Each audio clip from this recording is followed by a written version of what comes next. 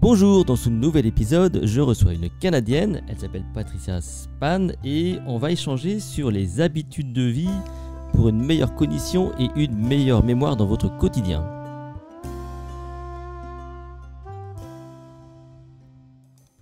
Parce que ça, c'est une des raisons pour lesquelles la mémoire ne fonctionne pas bien. C'est que souvent, on a une hygiène de vie qui n'est pas top. On peut être stressé, on peut avoir d'autres problématiques. Et surtout, donc, on adopte de mauvaises habitudes de vie. Et on va essayer de comprendre un peu comment tout cela fonctionne et trouver des solutions, notamment pour progresser dans ce domaine. Bonjour, je m'appelle Vincent Delormel, je suis un mnémoniste. Je travaille sur l'art de la mémoire depuis 1995. J'enseigne toutes les stratégies de traitement d'information, d'attention, de concentration, à travers notamment mon site https://lessecrets.com et le projet MemoCamp.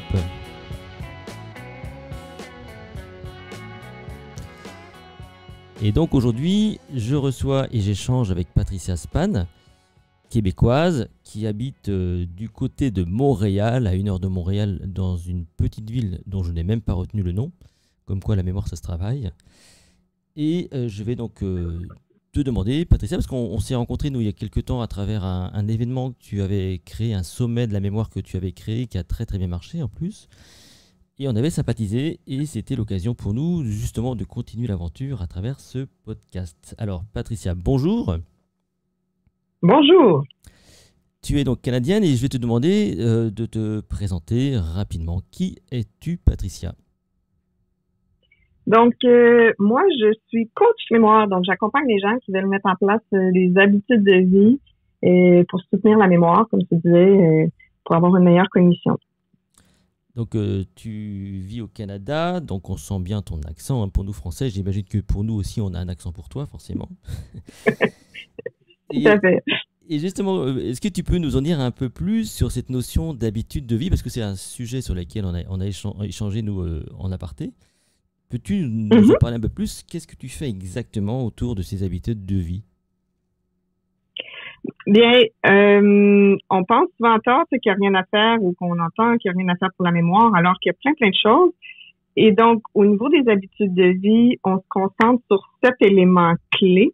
En fait, vous allez voir, c'est des éléments clés lorsqu'on parle d'une bonne hygiène de vie, mais l'important, c'est que tous ces éléments-là, plus ils sont en équilibre, plus ça soutient notre mémoire.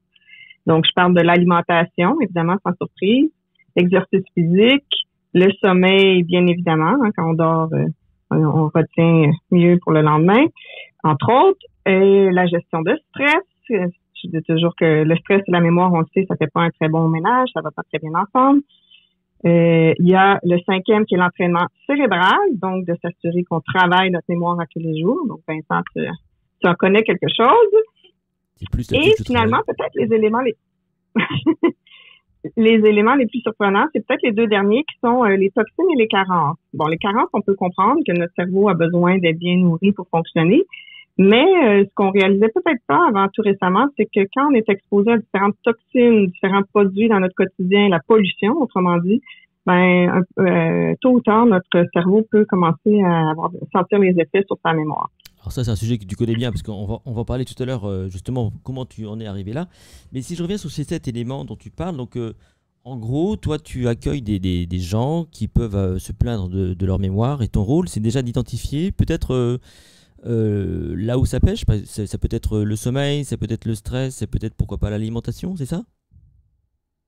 Ben, en réalité, souvent, les gens réalisent pas que leur hygiène de vie est pas optimale, ou on le sait un peu, on le sait derrière, tu sais, dans le fond de la tête quelque part, on le sait inconsciemment, mais de l'amener à la conscience, c'est de voir vraiment l'importance, l'impact et les priorités. Souvent, je vais donner par exemple quelqu'un qui dort mal. Tu as sûrement vécu ça, Vincent, les gens vont dire moi j'ai toujours été comme ça, je dors pas bien et je suis comme ça. Mais non, on va remettre en question ces hypothèses-là et se dire que si je dors pas bien, même si ça fait 50 ans que je dors mal, comment on peut l'adresser pour l'améliorer? Est-ce que les gens viennent aussi avec l'idée justement que la mémoire c'est un peu comme un muscle et qu'au final c'est parfois inéluctable? Est-ce qu'ils ont parfois une approche un peu pessimiste de l'évolution de leur mémoire? Oui, je dirais que majoritairement, C'est le plus gros message que je porte dans tout ce que je partage. Et d'ailleurs, l'objectif de l'événement dont tu as parlé, c'est de changer cette notion pessimiste qui a rien à faire. Parce que à tous les jours, j'entends des gens me dire, Patricia, depuis que je te suis, depuis que je travaille avec toi, mon cerveau est sorti du brouillard, je cherche moins mes mots. Si je les cherche moins longtemps. Donc, il faut pas être pessimiste, mais majoritairement, les gens, quand ils viennent à moi, ça commence avec une notion plutôt pessimiste. Ouais, c'est ça. Moi, souvent, j'explique aux gens que la mémoire, c'est d'abord une faculté, hein, au final, et que, comme toute faculté, voilà, ça peut se travailler, on peut trouver des solutions pour que ça fonctionne mieux. Et dans les sept clés sur lesquelles tu travailles, quelle est majoritairement la clé qui fait défaut, selon toi? Selon moi, ce qui fait majoritairement défaut, en fait, ça va être différent d'une personne à l'autre, mais on en a tous. Il y a personne qui a un score parfait dans les 7. Et donc, ce qui fait surtout défaut, je dirais, c'est plus la notion de dire, ma vie, elle est comme ça et je fais pas de changement, en fait. Mais à partir du moment où on commence à regarder, les gens, tu sais, les éléments fondamentaux. C'est sûr que le sommeil, pour quelqu'un qui dort pas bien, mais ça, ils le savent, ça arrive. Sinon, l'alimentation, en fait, ils peuvent tous faire défaut. L'important, c'est vraiment de travailler sur l'ensemble des éléments et non pas se dire, j'ai travaillé sur le sommeil, alors tout va bien, ma mémoire va bien aller. Non, peu importe le contexte, on veut vraiment travailler sur l'ensemble. Est-ce que l'environnement aujourd'hui de vie, j'entends par là de la surinformation, tu parlais du stress tout à l'heure, est-ce que c'est quelque chose qui revient, parce qu'on entend aussi souvent le problème lié aux écrans, toutes ces choses-là, c'est un peu notre quotidien, notre quotidien, notre environnement actuel. Est-ce que c'est des choses qui te sont parfois remontées, genre depuis que je fais ceci ou depuis qu'il y a ceci, j'ai une moins bonne mémoire ou pas? Tout à fait. Donc, moi, la première question que je pose aux gens quand je fais une rencontre avec eux, une rencontre exploratoire pour savoir un petit peu ce que je fais, la première question que je vais leur poser, c'est depuis quand vous avez l'impression que votre mémoire va moins bien et qu'est-ce qui s'est passé ou qu'est-ce qui a changé à ce moment-là? Tout à fait. Est-ce que tu as aussi des personnes... ça dépend des... Oui, vas-y, continue, pardon. Ouais, non, puis là, ça dépend des gens, mais c'est sûr que dans les dernières années, ce qu'on a beaucoup vu, c'est l'élément qui est revenu souvent, c'est suite au confinement où les gens ont arrêté justement plusieurs habitudes de vie qui soutenaient leur mémoire. Donc, il y a plusieurs personnes qui disaient que c'était à ce moment-là, mais sinon, n'importe qui, ça peut être j'ai pris la retraite, j'ai eu un choc, il est arrivé quelque chose dans ma vie ou et ainsi de suite, mais généralement, on l'associe à quelque chose qui est arrivé dans notre vie. Ouais, c'est ça. Donc, on a toujours, c'est ça. On rattache ça souvent à une raison ou une autre qui parfois n'est pas toujours la vraie raison au final. Pas nécessairement, mais parfois, effectivement, ça nous donne des pistes pour savoir sur quoi travailler en priorité. Parce que toi, on voit aussi souvent des gens qui se plaignent de la mémoire par rapport à l'âge. Et moi, souvent, quand je fais mes interventions, j'amène les gens justement à quelque part un peu à dynamiter cette croyance et se rendre compte qu'effectivement, quel que soit leur âge, on peut avoir des bonnes capacités. Est-ce que tu as aussi ce genre de plainte amnésique de personnes qui, l'âge avançant, se plaignent de leur mémoire? Oui, tout à fait. Et j'entends souvent, et tu dois l'entendre aussi, les gens disent, tout le monde, mon entourage, sont tous comme moi, donc c'est normal. Mais pour moi, c'est un peu comme dire, aux États-Unis, on sait, par exemple, il y a un phénomène d'obésité, tout le monde est obèse, donc c'est normal. C'est pas parce que tout le monde autour de vous a l'impression que la mémoire est moins juste, moins efficace qu'avant, que c'est normal en vieillissant. Exactement. C'est peut-être justement pour nous démontrer qu'on fait peut-être fausse route sur les habitudes de vie depuis quelques décennies, en fait. Et justement, c'est la question que je te posais, parce que ça va me permettre d'enchaîner sur la prochaine question que je vais te poser dans un instant, c'est justement sur ce qui t'a amené à faire ça.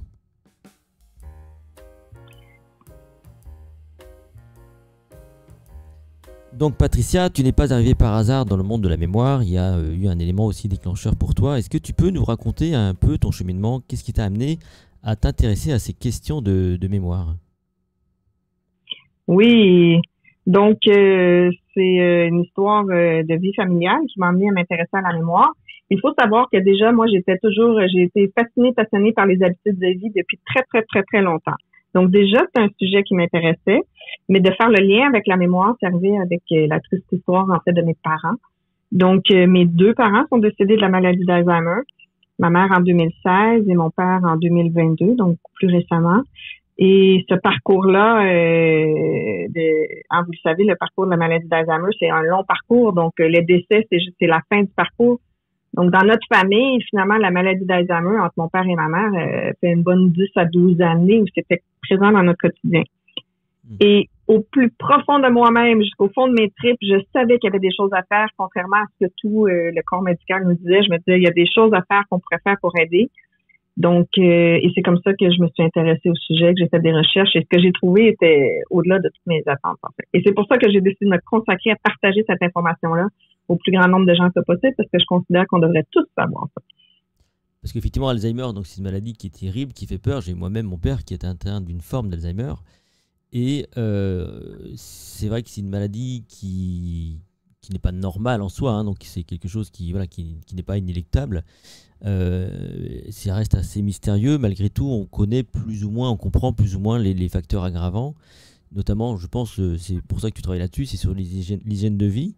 Et qu'est-ce que toi, tu penses avoir découvert? Qu'est-ce que tu as compris de toutes ces dégénérescences qui pourraient aider justement nos auditeurs aujourd'hui ou qui pourraient les rassurer aussi? Parce que je crois que ça, c'est une vraie question. Tout à fait, tu as bien raison. Donc, mon message se veut toujours un message d'espoir et non pas, moi, je sais qu'il y a toujours des choses à faire. Peu importe où on se situe, comme tu disais, la mémoire, c'est une faculté. Donc, on peut toujours l'améliorer, peu importe la situation ou dans laquelle on se trouve. Et donc, à partir du moment où on sait qu'il y a de l'espoir et on sait qu'on peut faire quelque chose, ça devient motivant et inspirant de faire quelque chose et une action en amène une autre et une autre et une autre et on peut toujours continuer sur ce chemin-là. Et ce que j'ai compris à travers tout ça, les gens qui ont les meilleurs résultats, c'est les gens qui croient jusqu'au plus profond d'eux-mêmes et qui se mettent en action sans douter et qui continuent constamment. Donc, c'est vraiment l'aspect motivation et l'aspect je continue toujours à chercher la meilleure prochaine action que je peux changer dans mes habitudes de vie. Dans l'histoire de tes parents, donc qui ont tous les deux atteint de cette maladie d'Alzheimer, qu'est-ce que tu penses, toi, avoir identifié comme peut-être facteur, peut-être pas déclencheur, mais peut-être aggravant peut-être de cette maladie? Qu'est-ce que tu penses avoir isolé chez eux qui pourrait expliquer que, quelque part, ils ont pu être atteints de cette maladie? Oui, donc, excellente question. Donc, il y a plusieurs facteurs et là, je vais me baser sur les travaux du Dr. Bredesen, qui est un neurologue aux États-Unis, un chercheur et dont je suis certifiée dans son approche, le protocole Bredesen, et qui détermine, qui a identifié à travers ses travaux de recherche sur plus de 30 ans, plus ou moins 50 facteurs qui peuvent être aggravants au niveau de la mémoire. Et le travail que je fais avec les clients et à partir de ces informations-là, c'est de dire, on les a regroupés en 7 grands éléments, mais évidemment, on peut aller dans le détail sur chacun. Et le travail, c'est de dire d'une personne à l'autre, c'est quoi les facteurs aggravants qui me mettent moi à risque? Et ça va être différent d'une personne à l'autre. Et donc, l'approche globale, elle est la même, le processus, il est le même, mais les actions que chaque personne va faire vont être différentes. Je m'explique. Par exemple, dans le cas de mes 2 parents, qui sont évidemment des cas que je connais en détail, mon père mangeait énormément de sucre. Mon père était très, très, très stressé et anxieux. Par contre, il faisait de l'exercice, environ 100 km de vélo par jour jusqu'à presque sa mort, tant aussi longtemps qu'il était capable de faire du vélo. Donc, dans le cas de mon père, on aurait travaillé beaucoup sur l'alimentation, par exemple. On aurait travaillé sur de la cohérence cardiaque, par exemple. Ma mère, à l'inverse, était très sédentaire. Elle bougeait pas, mais elle mangeait beaucoup moins de sucre. Ils ont été les deux exposés à de la moisissure dans la maison. Donc tu vois qu'ils ont eu le même résultat qui était de la perte de mémoire, mais les facteurs aggravants étaient différents chez ma mère et chez mon père. Et donc, j'aurais pas mis en place les mêmes approches au niveau de l'hygiène de vie en priorité chez l'un et chez l'autre. Évidemment. Et c'est là tout le travail.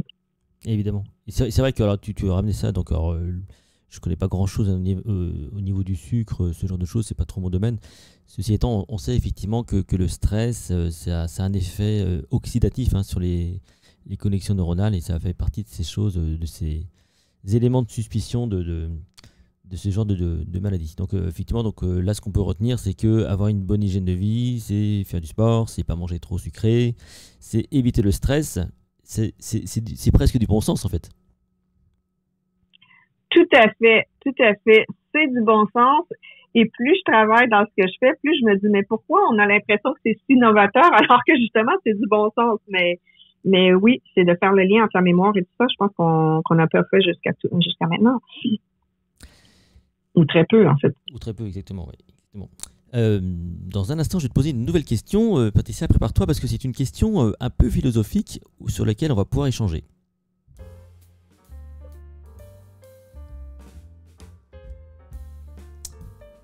Alors Patricia, nous vivons tous les deux en 2024 au moment où on enregistre cette émission et on est donc dans un environnement voilà, de vie, je pense qu'il est assez similaire au Canada et en France. Comment est-ce que tu évalues notre mode de vie aujourd'hui au regard justement de la mémoire, de l'attention, de la concentration? Comment est-ce que tu l'analyses tout ça? Moi, je dirais, et je pense que la science tend à démontrer ce que je dis, par exemple, au niveau de la maladie d'Alzheimer, tristement, il y a de plus en plus de cas et ça devient vraiment un triste fléau et les gens sont atteints de plus en plus jeunes. Donc, moi, j'évalue ça. En fait, c'est pas la génétique qui fait une différence parce que la génétique, elle évolue pas dans le temps.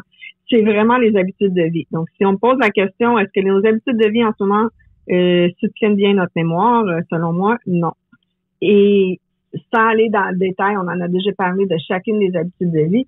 En fait, moi, je pense qu'on est déconnecté de notre nature profonde, de la façon qu'on a toujours vécu.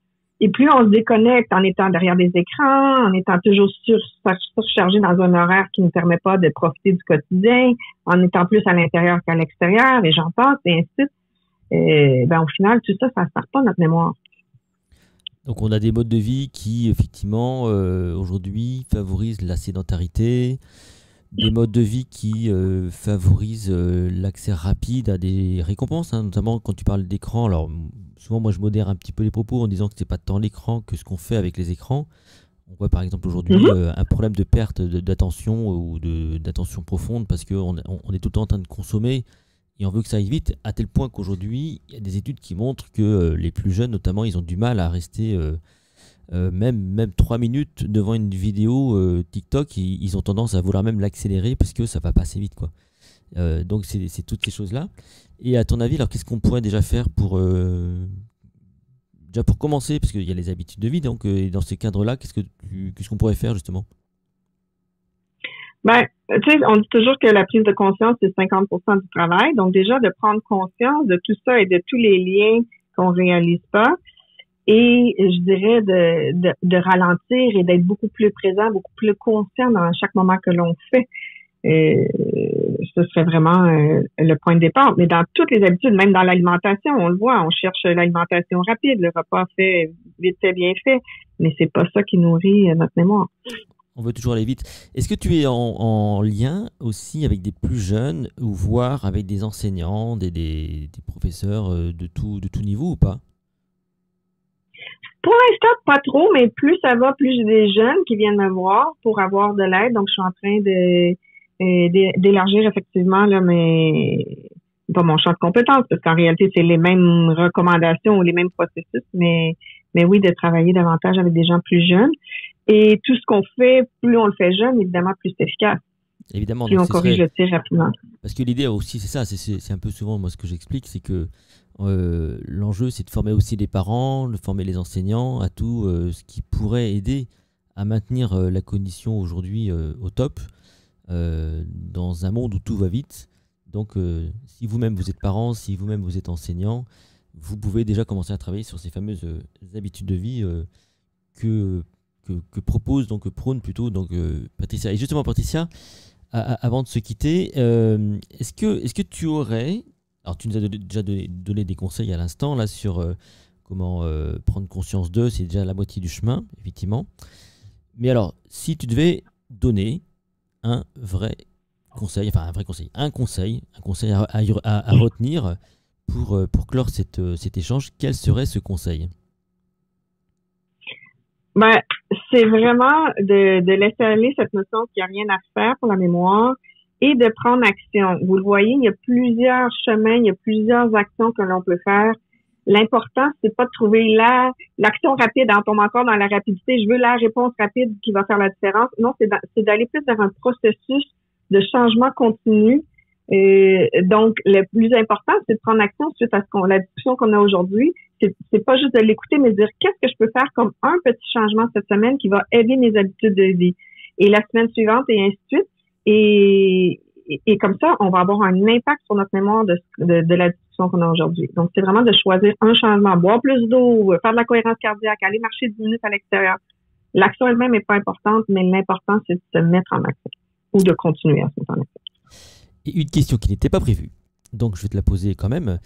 Au final, c'est alors, sans tomber dans le catastrophisme ou je ne sais quoi, parce qu'évidemment, toute société est amenée à évoluer tout le temps et c'est comme ça que ça fonctionne. Quelles seraient les conséquences, selon toi, d'une évolution, d'une cognition comme ça qui serait en train de se perdre si on continue sur une pente peut-être un peu glissante? Quelles seraient les conséquences à ton avis?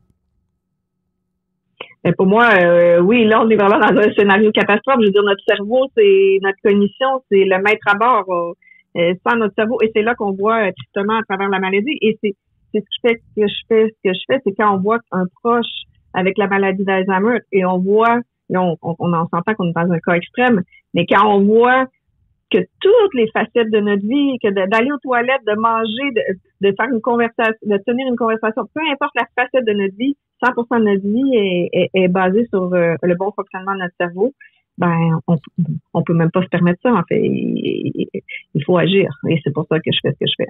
Exactement. Et j'ai envie de dire, au-delà du cerveau, au-delà quand tu dis 100% de notre vie est basée sur le fonctionnement du cerveau, je préciserais même que c'est même déjà, la mémoire est une des facultés majeures, même la faculté majeure du cerveau, et que lorsqu'on est confronté effectivement à cette perte de mémoire, et ça tu l'as vécu avec tes parents, moi je le vis avec mon père également, c'est vrai que ça fait pas forcément rêver. On est bien d'accord. Patricia, ben non. vas-y, je te laisse finir. Je vais juste dire, ben oui, et on prend pour acquis toutes les choses qui fonctionnent normalement et on pense que ça fonctionnera toujours comme ça. Et quand on est confronté à cette situation-là, qu'on se rend compte qu'il y a plein de choses qu'on réalisait pas, mais qui fonctionnaient parce que notre cerveau fonctionnait bien. Merci Patricia. Alors, comment est-ce qu'on te retrouve? Peux-tu nous donner le nom de ton site et quels sont tes projets à venir prochainement, par exemple? Oui, donc on peut me retrouver sur mon site patriciaspans.com, exactement comme mon nom. Et je vous invite, là, tous ceux qui écoutent le podcast, je fais un défi 7 jours. Donc, je le fais régulièrement. J'en ai un qui s'en vient là au moment où on enregistre dans quelques semaines, mais j'en ai plusieurs durant l'année. C'est gratuit et ça vous permet pendant 7 jours de vraiment vous mettre des objectifs et de travailler sur chacune de ces sphères des habitudes de vie, mais de se mettre en action pour faire un changement et en même temps, au passage, apprendre plus en profondeur là, sur tout ce qu'on a discuté aujourd'hui. Et donc tout ça, on retrouve ça sur ton site patriciaspan.com, donc Patricia comme le prénom, Span, S-P-A-A-N-S, important parce qu'on ne l'entend pas forcément quand on le prononce, .com. Et donc vous pouvez participer au défi 7 jours de Patricia et commencer donc à travailler sur les bonnes habitudes de vie. Bien, merci à toi Patricia. Merci Vincent et merci à tout le monde qui nous écoute. Et je ne sais pas si tu as un dernier petit mot à rajouter ou tout est OK pour toi. Prenez action, peu importe laquelle. C'est mon invitation pour vous. Merci Patricia. On se retrouve très très prochainement pour un prochain numéro. Donc vous pouvez retrouver ce podcast sur toutes les plateformes podcast, sur YouTube, sur mon site https://secret.com, y compris le MemoCamp. Merci à vous et à bientôt.